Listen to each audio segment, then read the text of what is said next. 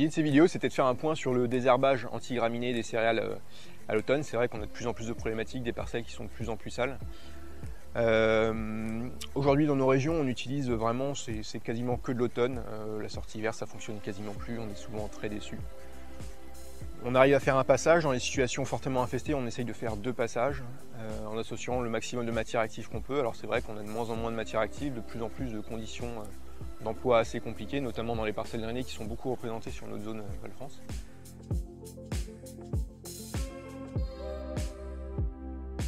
C'est vrai que s'il y avait une base à retenir quand on a des grosses problématiques, c'est les produits à base d'aclonifène comme du Liberator ou d'autres produits qui vont arriver. Ça, c'est vraiment les bases qui ressortent, en tout cas dans les essais, le plus efficaces à utiliser. Alors après, il y a les aspects phytotoxiques, on en parlera un peu plus tard, mais en tout cas en termes d'efficacité, c'est plutôt ça. On a d'autres matières actives à notre disposition, mais c'est vrai qu'on en a de moins en moins. On a aujourd'hui le prosulfocarbe. Alors c'est une matière active qui est super intéressante, parce qu'on n'a pas de problématique eau par rapport à cette matière active, c'est plutôt une problématique air. Mais par contre, il faut faire vraiment très attention aux conditions d'emploi. Utiliser des buses antidérives, c'est vraiment important pour pérenniser l'usage de la molécule. Et puis il y a aussi tout l'aspect culture non cible. Nous, dans nos régions, on est très concernés par les parcelles de sarrasin. On est très concerné aussi par les parcelles de sorgho ou de culture maraîchage en termes généraux.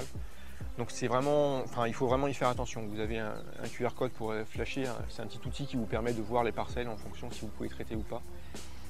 Après on a d'autres molécules, du DFF, du chlortoluron, on a de la pendimétalline aussi. Alors c'est vrai qu'avant on faisait vraiment la dichotomie entre raie gras, vulpin. Aujourd'hui c'est moins le cas parce qu'on a moins de solutions, donc on essaye de tout mettre dans un programme, alors 1 ou 2 passages suivant les problématiques que l'on a.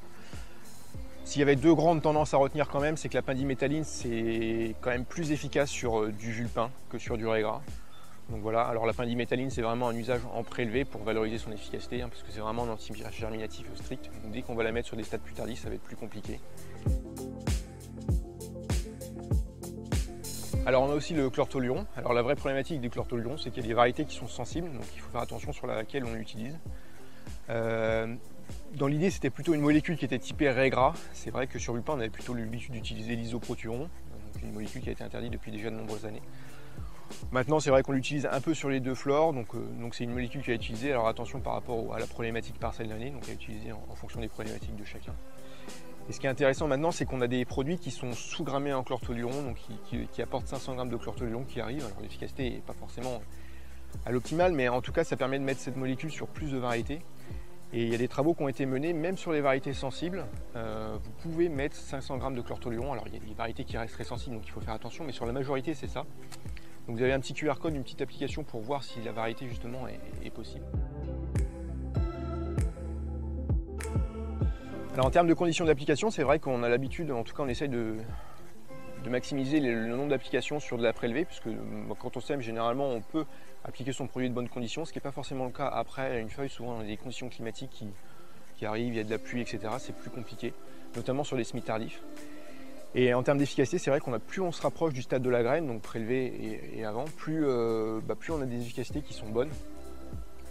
Donc c'est le cas avec la majorité des solutions qu'on utilise. Dans les essais, en prélevé, vous avez une certaine efficacité. Quand on arrive sur une feuille, ou alors encore pire, quand on arrive sur 2 ou 3 feuilles, on a une efficacité qui diminue au fur et à mesure du temps. Donc c'est vraiment important le stade. En termes d'efficacité aussi, souvent on est déçu dans des sols, déjà quand il y a beaucoup d'adventices, forcément on a des efficacités qui sont moins bonnes. Donc on a tendance à mettre plus de matière active. Mais il y a aussi tout ce qu'il y a à prendre en compte, c'est le facteur matière organique et sol argileux. C'est vrai que dans ces types de terres-là, comme c'est des racinaires, il y a une plus grosse proportion qui est immobilisée sur le complexe argilo-humique. Donc on a moins de matière active efficace pour l'efficacité finale du produit sur les adventices.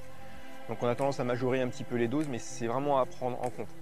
Et a fortiori sur les sols sableux, on diminue les doses, on a souvent 10-20% en moins.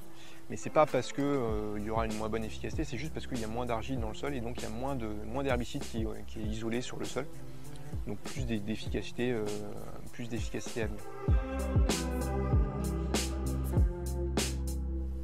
Alors c'est vrai qu'on voit aussi des produits avec des molécules foliaires. Alors souvent c'est des FOP. On a notamment le Daeco avec du prosulfocarbe et un FOP qui est avec, c'est un produit qui est assez historique. Alors c'est vrai que dans nos parcelles, on a des populations qui sont résistantes aux FOP quand on les applique sur des stades classiques, talage ou un peu après. Quand on est sur des stades très précoces comme ça, les mécanismes de résistance ne sont pas forcément bien mis en place au niveau de la plante et de temps en temps, on a des efficacités qui sont quand même notables. 10%, 20%, voire même un peu plus. Donc on a des gains d'efficacité sur ces produits-là, ce qui n'est pas forcément tout le temps le cas, mais en tout cas en moyenne on a quand même des petits gains, donc on peut avoir un impact à ajouter ces produits-là.